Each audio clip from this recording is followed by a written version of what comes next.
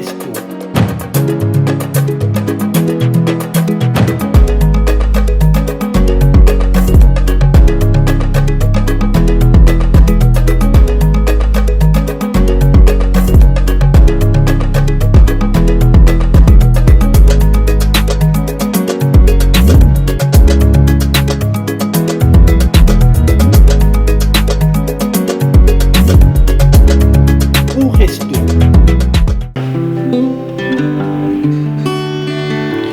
Chama jangi kode nana nyara ndogu nana foy na nene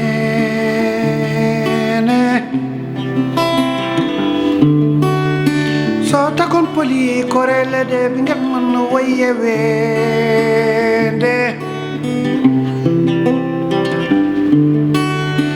mayongo deji ngoweli lumbade don bir toto nomi bombe sakata ben lumbo dande mayo aya hadi gondi ku welde wallahi ko terak me sadi faraf teren ku bayni ko ala ko danye ngurdam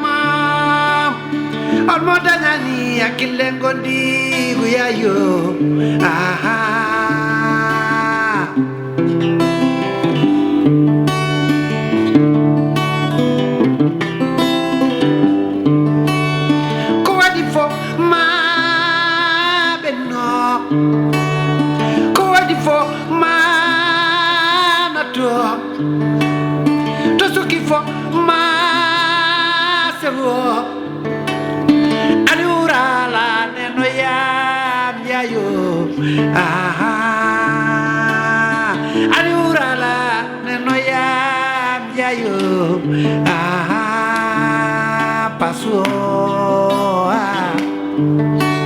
Pasu nyona pasu nyona pasu nyona pasu nyona pasu dikin pasu nyona sama waji nyona yalla suri yalla dandali for kange ha. Assalamualaikum mbokk internet yu Wëndeelu TV assalamualaikum waa Sénégal Afrique monde entier ñu ngi leen di nuyu yéen a ngi seetaan seen émission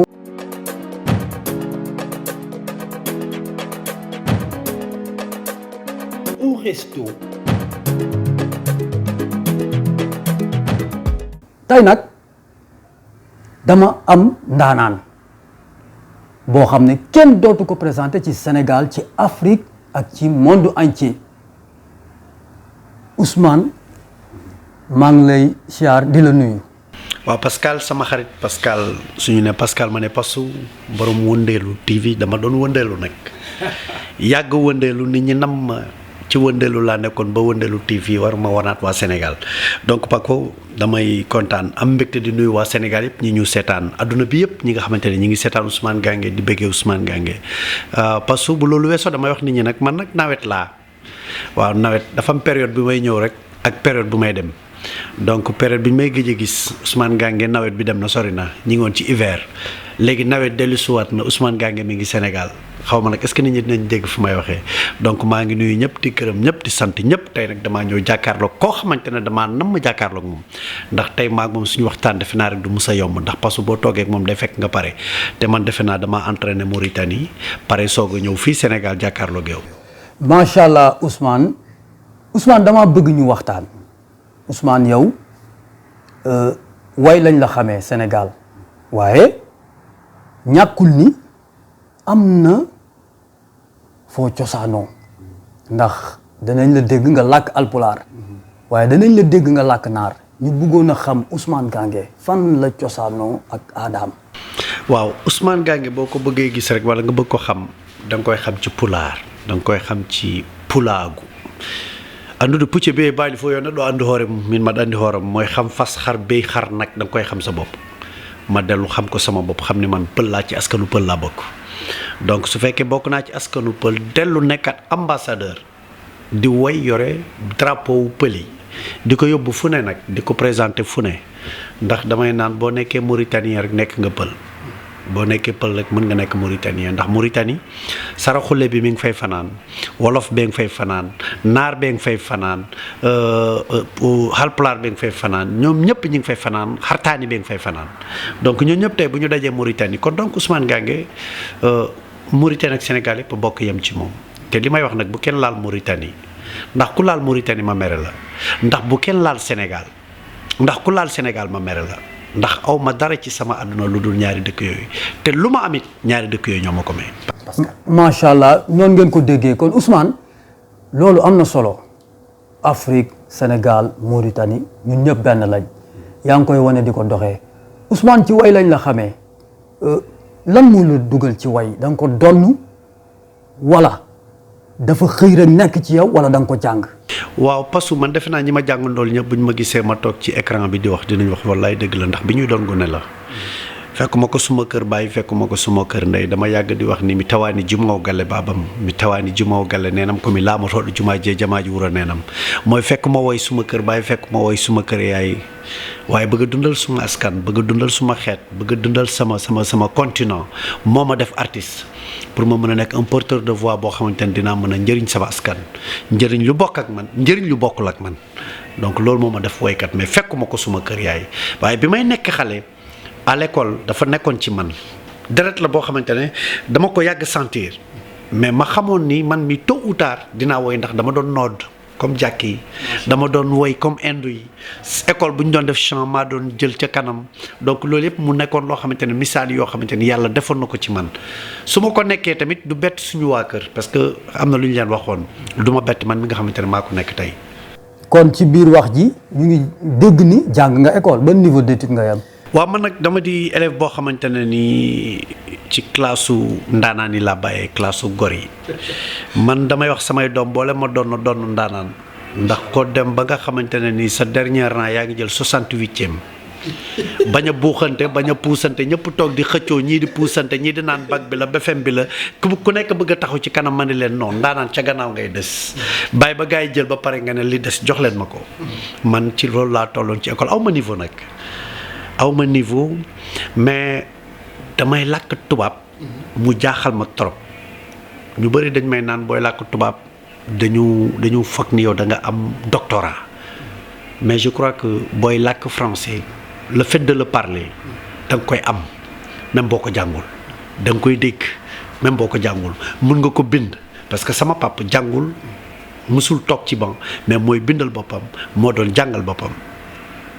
donc man sama jàng niveau bi kawewul niveau bi ma amoon mooy niveau bi ma mën a duggee woy waaw moom laa amoon mooy BFEM boobu nga xamante ne boo bëggee dugg ci woy faa nga wone ko waaw mooy BFEM mu nilaar boobu mais nag am na ay woykat yoo xamante ne c'est des intellectuels dañoo jàng ba yëy këyit mais loolu tamit avantage la parce que woykat moom bu loo mën a woy côté intellectuel bi bu yokkoo ci yow rek macha allah waaye bu wàññeekoo ci yow tamit mën na wàññi lu bari donc sant yàlla. macha allah Ousmane nga mën a woy jàng nga école te it xam naa ni yar nañ la parce que day feeñ ci yow ci say wax ci sa nekk ak nit ñi nga mën a sañse tamit loolu. non Paco fii Ndakaaru la de ñu ma dàq sañse fi Ousmane tey dañuy waxtaan. ok ñu waxtaan. dañuy waxtaan. école ba. ndax danga daan sañse comme ni nga mënee sañse nii parce que gars yi nee nañ artiste sénégalais yaa daa ko sañse. non mais loolu boo ko waxee da ngay lakk dëkk bi. dégg naa xale yi ba nga nekkee école ba nga nekkee gone dañ la toppoon xale yi bëggoon la lool macha allah te dafa feeñ ci sa mag ndax macha allah fu ñu la fekk yaay correct bien habillé c'est quoi ton secret. mais Paco xam nga dama lay wax benn affaire di nga yor xaalis am loo jëndee sañse yor sañse bu dul jeex fekk sa yaram d'accordul sañse yaram la sañse ca sensation ba la sañse ci dégg-dégg ba la sañse ci bëgg sa bopp la sañse ci bëgg lu set la mais yooyu yëpp tamit bu wëree yal na ko sa yaram nangu te di nga sol loo xamante ne nii gars yaa ngi ko jëndee ci boutique yi gën a cher ci monde bi man damay dugg Colobane génn sax su ma génnee nga ne waajee ngi nii donc loolu dañ koy sante yàlla ci bëgg ci sa bopp rek la bokk man damay naan toujours sañse bëgg sa bopp la parce que boo bëggul sa bopp bëggoo lu set munoo sañse parce que nit koo xamante ne foo ko fekk mi ngi jiital set kooku sañsekat la yaa ngi dégg donc ñu nit tey du ñu ne Sénégal ñi fi mën a sañse rek a fi ne te gars yi Sénégal ku fi sañse Mauritanie ku fa sañse génn nga ne waajee ngi nii mais tamit ñaan yàlla rek yaram yi di ko nangu parce que yaram yi dañ ñoo yàgg yónni nañu am na ñuy dem jël carte bancaire bi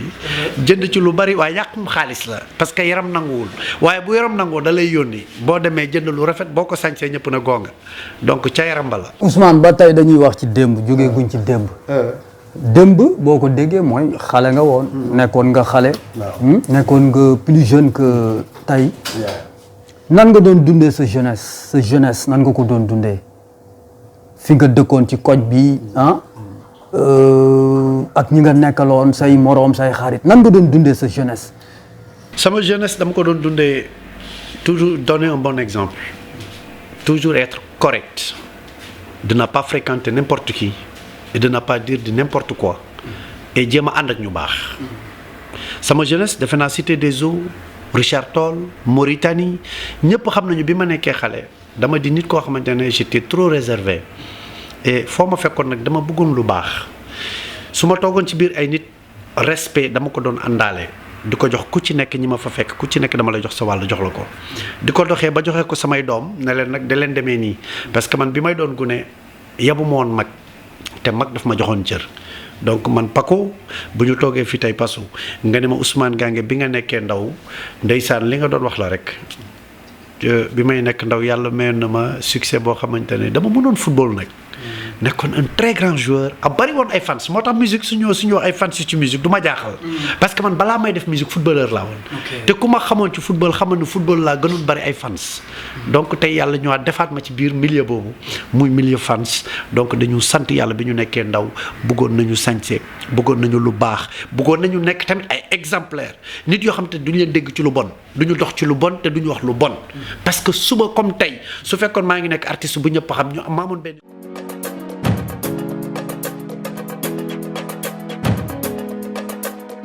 un resto. Ousmane ba tey. non mais Pasu attends da nga ma invité ba pare gàtte ma mais Pasu mais lii laa la. Ousmane fii mooy restaurant Pasu Food. Pasu Food. Pasu Food. ndeysaan. yii la ñuy def yu neex. boo fi ñëwee lépp am na fi. te fii sa kër la yaa ko moom. dëgg la. Ousmane dama bëgg ñu gën a waxtaan. xóotal ndax ñu ngi woon ci démb. bu ma la doon laaj looy rëccu ci sa démb sa gone. lan lay doon. loolu su ma ko xalaatee bu njëkk ba dama doon wax ni su ma jàngi jee école sama papa laa jàngal dama doon wax su ma jàngi jee sama yaay laa jàngal su ma dawee sama papa laa dawal su ma dawee sama yaay laa dawal ñoom ñoo koy yëg pour man loolu laa doon wax li ma gën a regretter mooy li ma jàngul. c'est ce que j'ai beaucoup regretté moo tax samay doom toujours dem ndax jàng leen ndax jàng bi mënoo comprendre léegi mais boo màggee ngay comprendre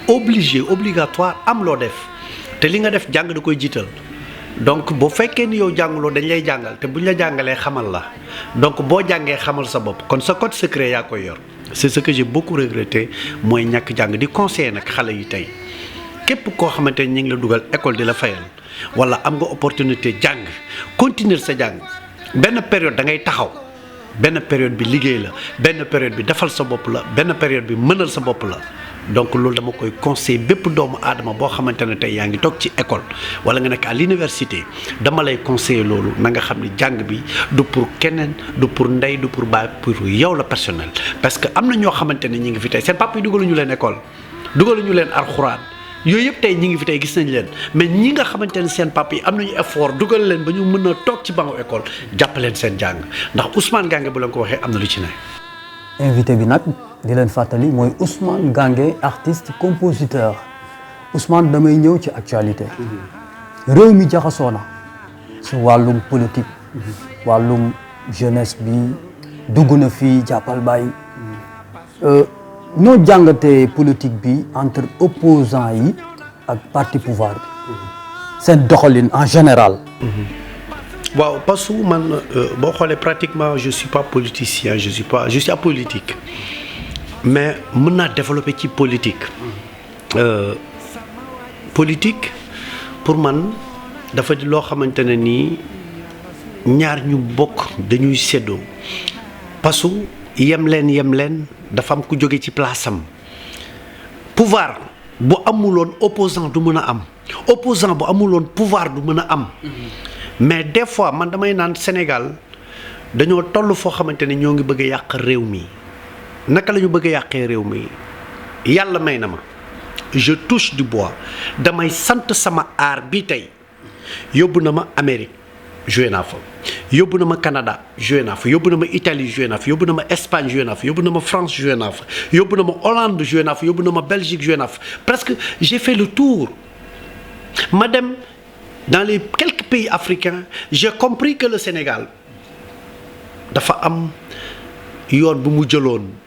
ñëpp di xool ci Sénégal référence yi nekk Sénégal boo demee sax dañ lay naan yow naka nga mën a nekk un Sénégalais di voyager ak li ngeen am seen dëkk mu nekk dëkk boo xamante ne ni tey opposant ak président mais président bu nekkee président obligé mu xam ne dafa war am opposant tamit dafa war a xam ne dafa am ku ko war a jiitu yow tu es là pour déstabiliser mais dans le bon sens mais kee tamit dañ ko fee fal pour mu gouverner da nga koy bàyyi mu gouverner mais dans le bon sens mën nga déstabiliser bul bañ a déstabiliser parce que boo déstabiliser wul ñoom duñu liggéey mais nag bu mu nekk yàqum Sénégal déstabiliser politiquement politicien bi xam ni moom it c'est un politicien am na ñoo xam ne dañ koo topp ñi ko topp ils sont là pour exécuter boo leen waxee def leen ñu def boo leen waxee toog leen ñu toog. Est-ce que comprendre li ma la bëgg wax donc opposant merci président de la République merci mais ça va pas dire que vous allez gâter le Sénégal. ci wax jooju ci maanaam yàqum Sénégal.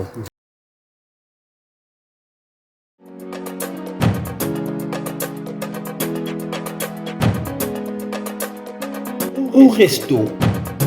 man da nga wax ci di yàq réew te man sama gis-gis. mag ñi nga xam ne ñoo ñu jiite yilif ñu. daf ci am ñoo xam ne du ñu donner le bon exemple. parce que boo xoolee ay mag ay kilifa yuy xeex assemblée di xuloo di waxante lu leen neex. ay mag yoo xam ne alalu askan bi dañ koo bokk.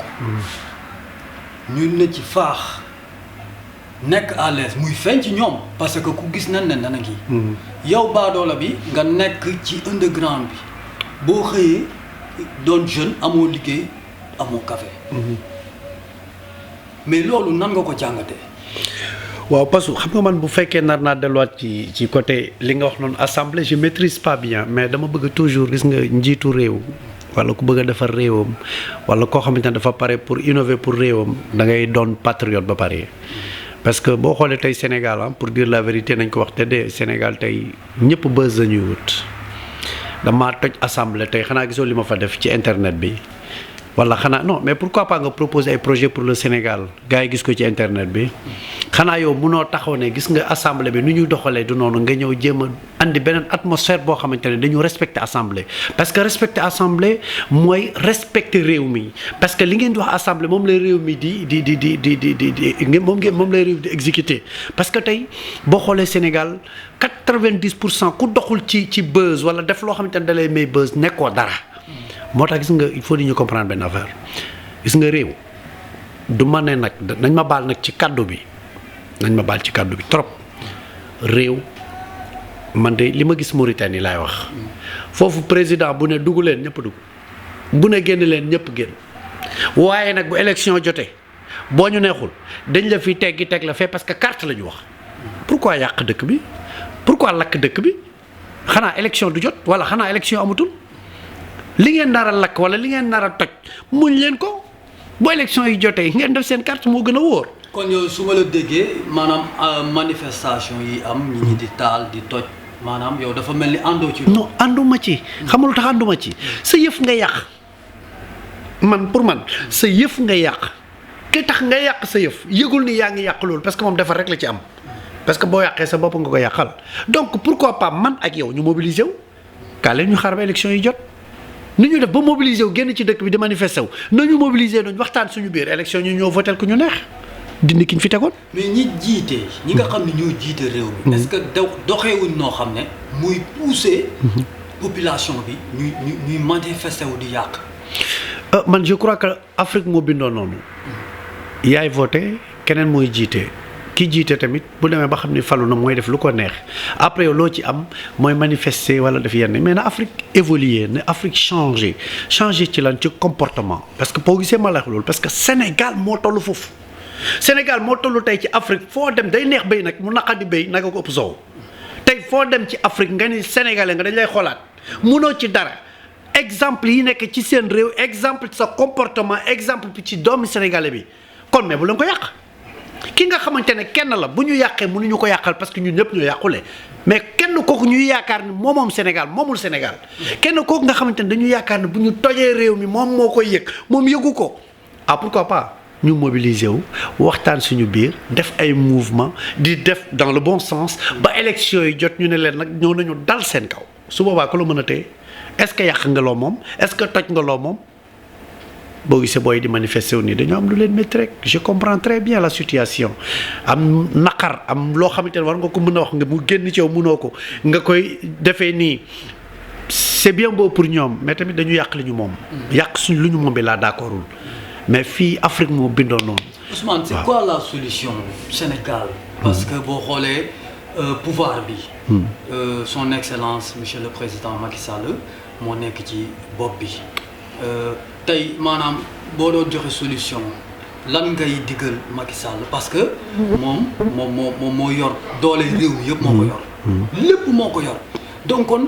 kooku nga xam ni moo yor doole ji te yilif ñëpp armée bi police gendarmerie tout kooku tey maanaam bu ko neexoon tey ñëpp tëddi comme ni nga ko waxee tey bu ko neexoon ne tey na ñëppi tëddi ñëppay tëddi ndax def nañ ko ci couvre-feu bi kooku noonu lan nga koy diggal ba mu war ko doxee ba jàmm am ci Sénégal ci diggante moom ak opposants yi parce que gis nañ Ousmane Sonko jàpp nañ ay politiciens loolu nag bon man mënuma wax ni lii ak lii moo tax ñu jàpp leen mais lan ngay parce que loolu jàpp yooyu moo gën a indi révolte bi ak manifestation yi. kon maanaam lan ngay digal le président Macky Sall. Non, man personnellement je suis très mal placé pour wax ci. En tant que citoyen, bon d'accord mais je suis très mal placé parce que man je crois que Macky.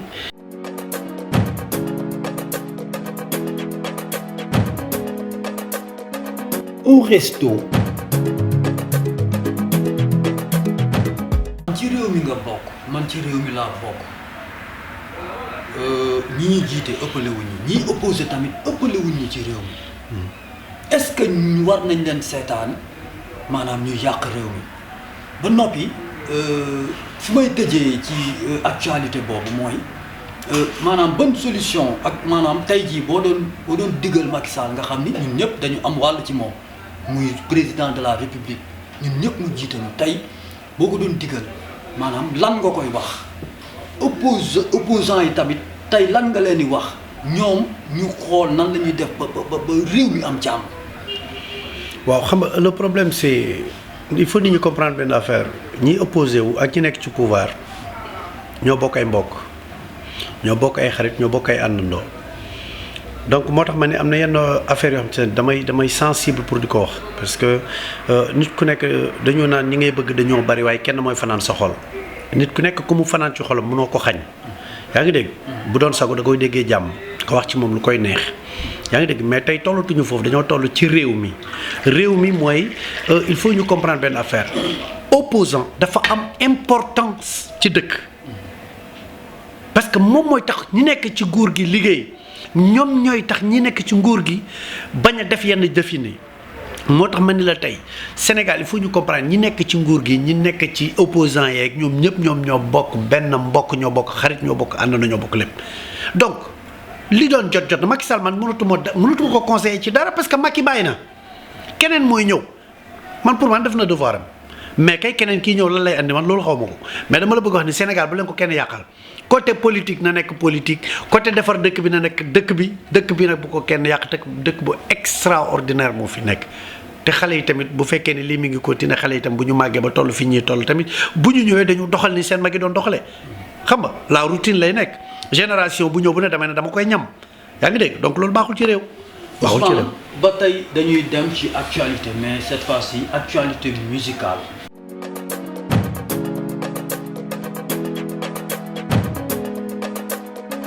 Au resto. ak ndaanaan lu mag ñu koy wax Ousmane Gange ñëpp xam ko ci Sénégal Afrique ak bitim réew Ousmane actualité musique bi d'abord damay commencer ci yow musicien nga fekk nga musique gu démb am na loo ci fekkee ak musique gu tey maanaam boo nattee sa bopp yow personnellement Ousmane Gange maanaam lan nga mën a wax sa bopp tey boo doon yedd sa bopp di xool fi nga toll fi nga jóge ak fi nga yem tey lan ngay wax sa bopp lan nga da nga war a yokk sa bopp wala dafa am lu wàññeeku wala waaw parce que il faut nga comprendre benn affaire tey art bi bu njëkk ba ay artistes la ñu woon mais tey boo xoolee art fans la ñu artiste mooy fans yoo xamante ne nii dañu nekk ay mélomane ñoom dañu déglu ku ne dañu consommer ku ne dañu dem ci ku ne mais tey art bi toll na foo xamante ne nii art fans la ku ci nekk sa kër ngay nekk amoo droit génn dem seetaani say mbokk say dëkkandoo du moins parce que tey mën naa nekk sama biir kër mu am xew sama dëkkandoo yi am xew ma jóge sama kër dem seetaani samay dëkkandoo sama dëkkandoo yi bu ma xewlee ñu ñëw ci man bu njëkk ba noonu la woon mais loolu amatul te tey boo xoolee 90% artistes sénégalais yu bari fi tey fayeeku wuñu musique dunduñu musique ñi koy dund ak ñoo xamante ne ñi ngay njëriñoo musique bi tey bariwuñu mu des nag ñiy wax ak ñi waxul man waxoon naa sénégalais yi depuis ci départ bi ma ñëwee sénégalais yëpp xam ma dama leen wax ci départ ma ni leen ndawalu ñaari réew laa il faut nit ñu comprendre loolu boole ma gëjee dégg Mauritanie rek maa ngi Sénégal boole ma gëjee dégg Sénégal lu bari maa ngi Mauritanie te dama am public boo xamante ne ni daf maa defar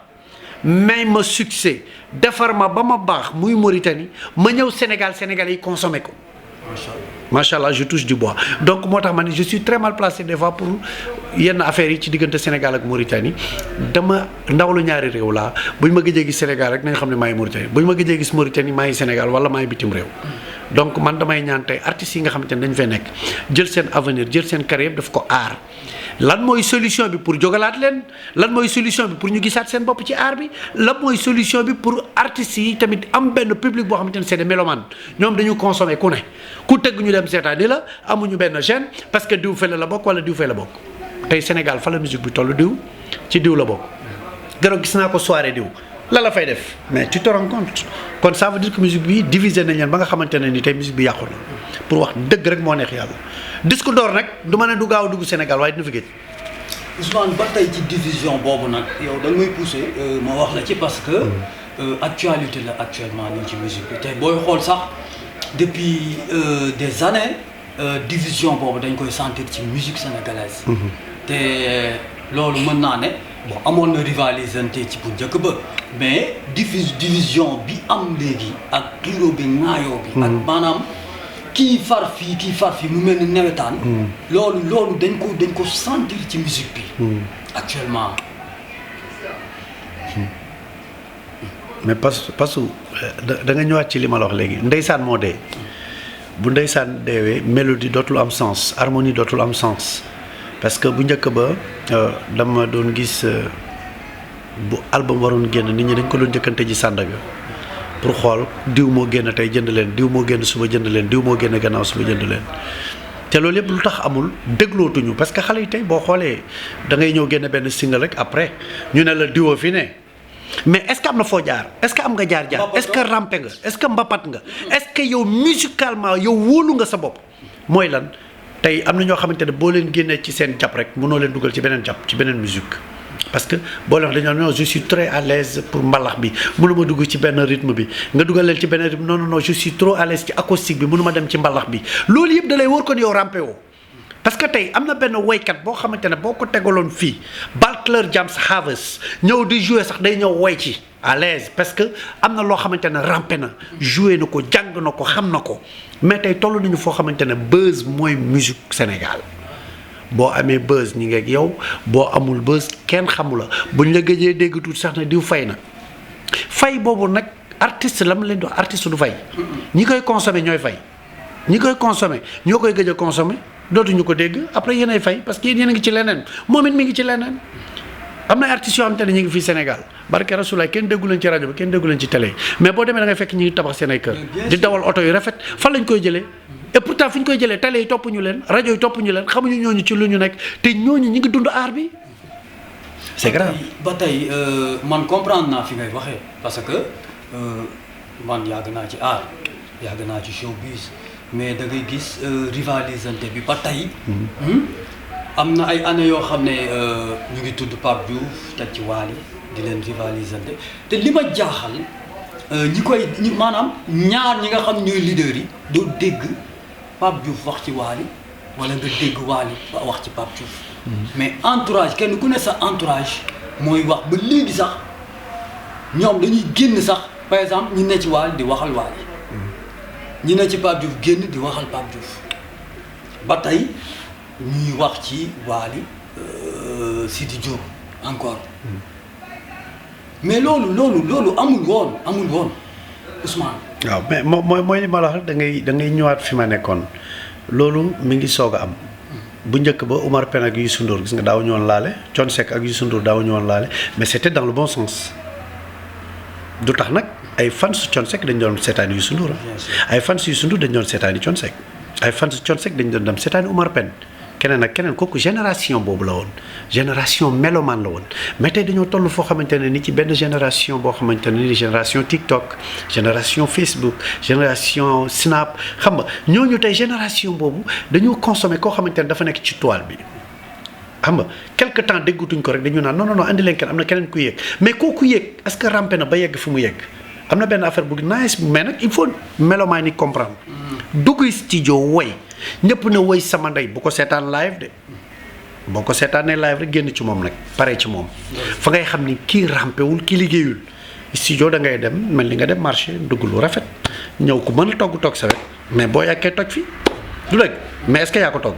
fa la coow li nekk moo tax ma ne ak génération bi tey mënu ma wax ci ñoom dara Wally am na loo xamante ne gis naa mi ngi koy def neex na ma trop dugg na ci beneen musique keroog toog naa gis Pape Diouf dugg ci beneen musique ma jékki-jékki gis Sidi Diop dugg ci beneen musique boo xamante ne du suñu mbalax bi kon ñoom ñi ngi yokk ci xar bi karaw loolu c'est important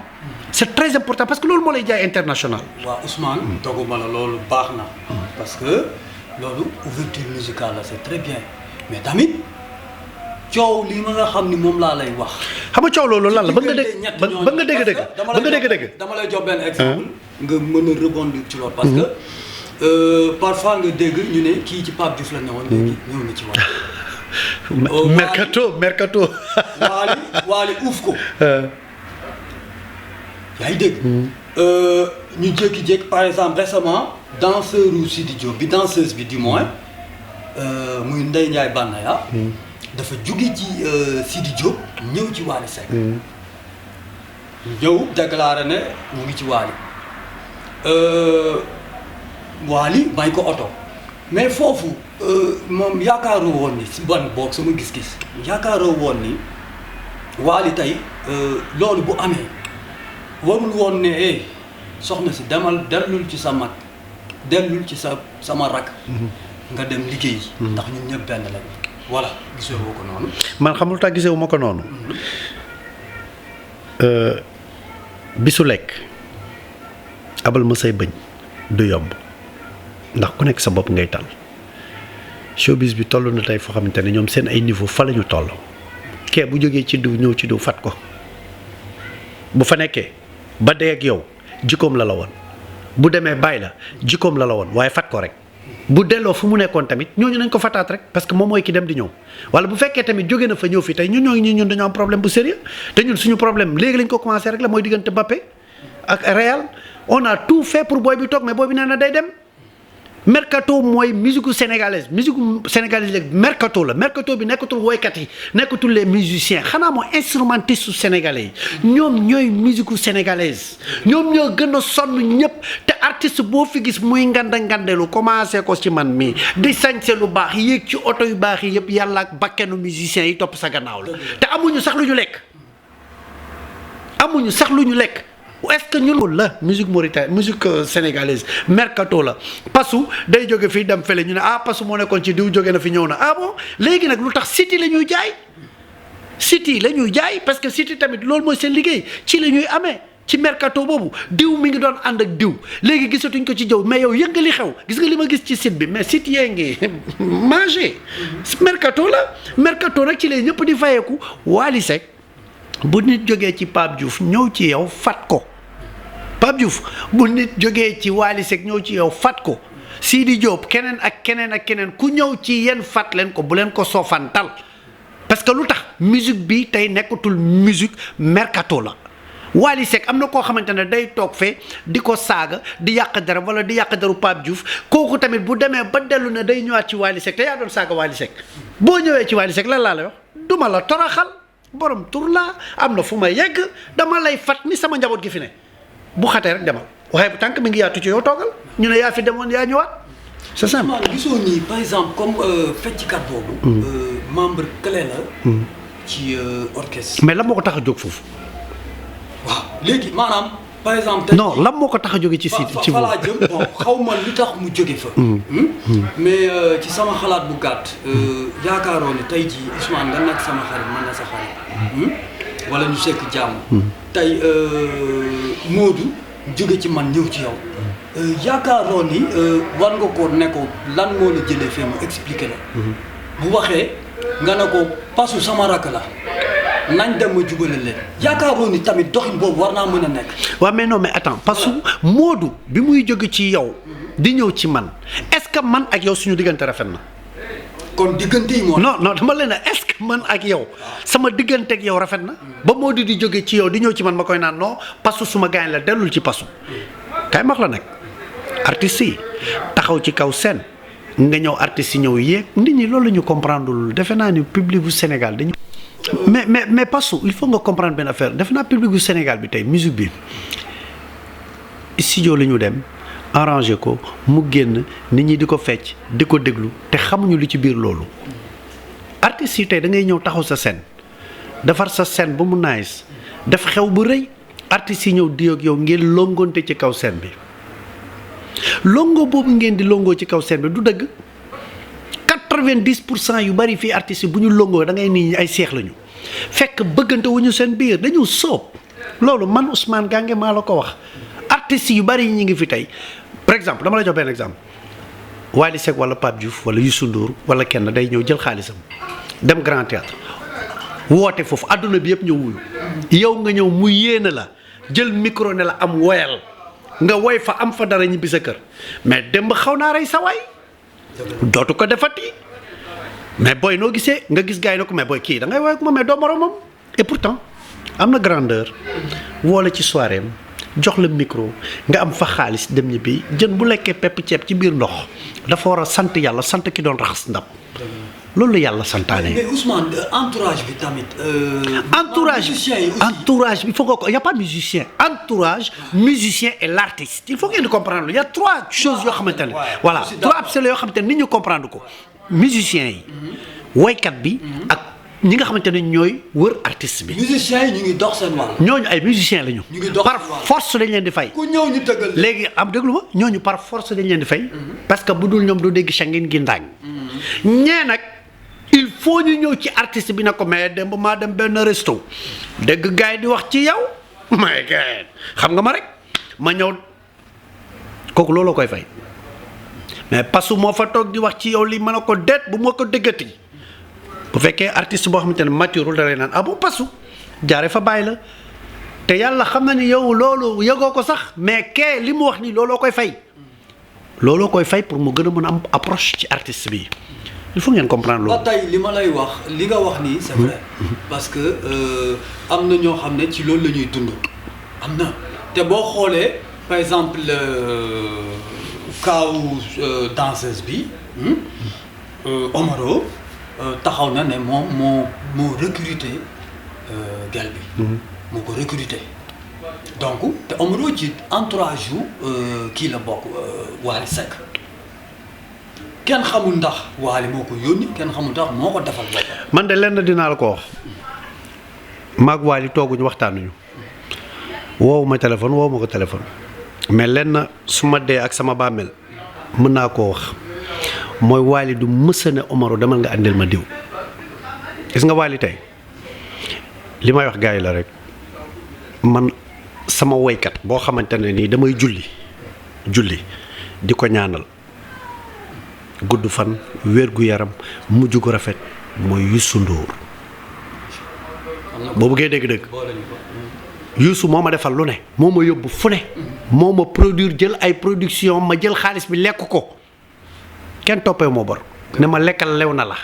xanaa nag ku la defal lu mel noonu jël la yóbbu la Amérique yóbbu la France yóbbu la Bercy yóbbu la fu ne produire la sa album yëpp kooku Ndour laa koy wax artiste bu may ñaanal la mais nee naa la Wally Seck tey nammatul toog di wax nit demal nga andil ma diw wala xoolal ko mu gën a bëgg ci groupe am nga andil ma ko parce que yàlla teral na ko sur tous les domaines macha allah Pape Diouf du mës a toog ne demal nga wool ma diw ma andi ma mais dama la bëgg wax ne entourage il faut ngeen comprendre il y a 3 abcès mooy woykat bi musiciens yi ak entourage bi xanaa xamoo am na ay musiciens yoo xamante ne ni tey entourage bi sax da leen di déranger. dëgg la parce que entourage bi dañu def loo xamante ne ñoom day yàq seen musique entourage bi day def loo xamante ne da leen di féewale ak seen artiste parce que artistes yi boo xoolee 90% artistes yu bari staff yi la ñu gën a mën a fréquenter musiciens yi xew ba xew la ñu daje mais ñi la wër nag guddi x time yenay nekk kon ñooñu tey dañu def ba def loo xamante ne ni day déstabiliser ce groupe ñooñu loolu moo leen di fay. mais Ousmane est-ce que tamit en tant que borom kër en tant que kilifa ñi nga àndal yëpp yaa leen yilif est-ce que tamit nit war naa def lenn mu ngi mel ni sa kër. sa doom est-ce que war na dem indi alal ju lewul jox la ko nga ne am jëlal def leen dépense togg leen añ. xaw ma ndax dégg nga fi may waxee. dégguma fi ngay waxee. c'est-à-dire est-ce que nit war na mën a sa entourage. def loo xam ne yow àndoo ci. parce que tamit boo xoolee bu dee def ko def te àndoo ci waroo ko cautionner. mais ku feebar wóoluwul yàlla ki feebar wóoluwul yàlla pour moom lu dëkk rek yàlla ñëw na tey musique sénégalaise dama la wax sànq nanguwoo maa déglu ma ne la mercato la kuñ la andil jëlal.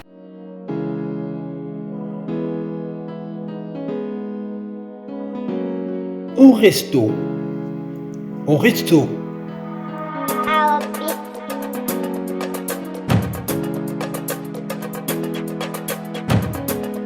Au resto. Au resto.